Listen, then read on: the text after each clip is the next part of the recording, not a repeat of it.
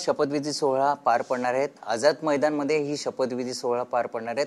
अनेक मान्यवर उपस्थित राहणार आहेत। पंतप्रधान नरेंद्र मोदी असतील, गृहमंत्री अमित शाह असतील आणि त्यांच्यासोबत अनेक मान्यवर उपस्थित लावणार आहेत। आज मुख्यमंत्री आणि 2 उपमुख्यमंत्री असे 3 मंत्री आज ह्या ठिकाणी शपथविधी घेणार आहेत आणि आपल्या सोबत ह्या संदर्भात बोलण्यासाठी भाजपचे 9 वेळेचे आमदार कालिदास कोळंबकर आहेत। सर, काय सांगाल? आज आनंदाचा क्षण म्हणावं कारण की आज शपथविधी सोहळा पार पडतोय। आजचा हा आनंदाचा दिवस आहे।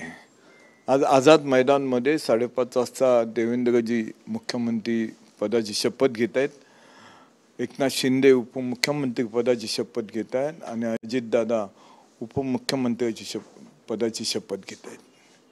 आजचा खरोखर आनंदाचा 2 दिवस जरा गोंधळ चालू होता, पण ते संपूर्ण वातावरण आता शांत झालं आहे आणि आज शपथविधीचा महत्त्वाचा आजचा दिवस आहे। आपण 9 वेळेचे आमदार आहात, मंत्रिपद मिळणार का काय वाटतंय? कारण की आपले काही चर्चा झाली का देवेंद्र फडणवीस यांची आणि आता मुख्यमंत्री बनणार आहेत। तुम्हाला मी एवढंच सांगू शकतो की 1990 पासून मी आमदार आहे आणि आता जी माझी टर्म केली ही 9वी टर्म झाली आणि वर्ल्ड रेकॉर्डमध्ये मी गेलो आहे आणि वर्ल्ड रेकॉर्डमध्ये गेल्यामुळे एक वेगळंच रेकॉर्ड ते निर्माण झालं आहे। त्याच्यामुळे पक्षाने आता हे पक्षाची दुटी आहे की कोळंबकरांना मंत्रिपद द्यायचं काय दुसरं काय द्यायचं, पण मी मंत्रिपदच मागतो आहे हेही तुम्हाला सांगतो। जर मंत्रिपद भेटलं तर मी चांगल्या पद्धतीने ग्रासरूटला जाऊन मी जनतेचं काम करेन आणि ग्रासरूटचा मी कार्यकर्ता आहे।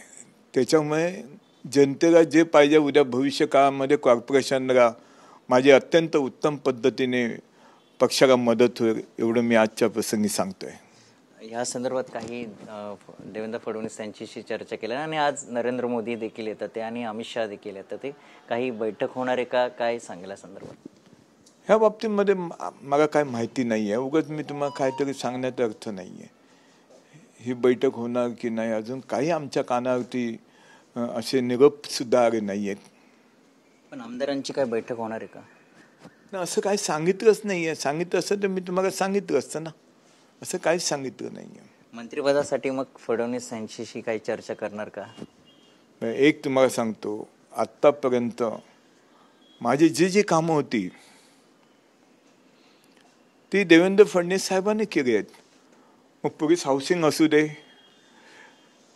बीडीचा डेव्हलपमेंट असू दे, गिरण्यांच्या चाळींचा जो प्रश्न होता FSI वाढवून द्या तोही साहेबांनी वाढवून दिला। भीमज्योतीचा चैत्यभूमी जे आहे भीमज्योत व्हावी तोही प्रश्न साहेबांनी सोडवला। स्विमिंग पूलचा माझा तोही प्रश्न सुटला आहे। त्याच्यामुळे आता माझा जो प्रश्न आहे ते एवढे प्रश्न सोडवला, हा पण प्रश्न साहेब सोडवतील, त्याबद्दल माझ्या मनात शंका नाही आहे।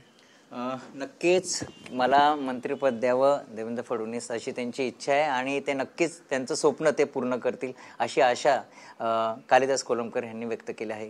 कॅमेरामन गणेश मोरेसह मयुरेश जाधव, TV9 मराठी, मुंबई।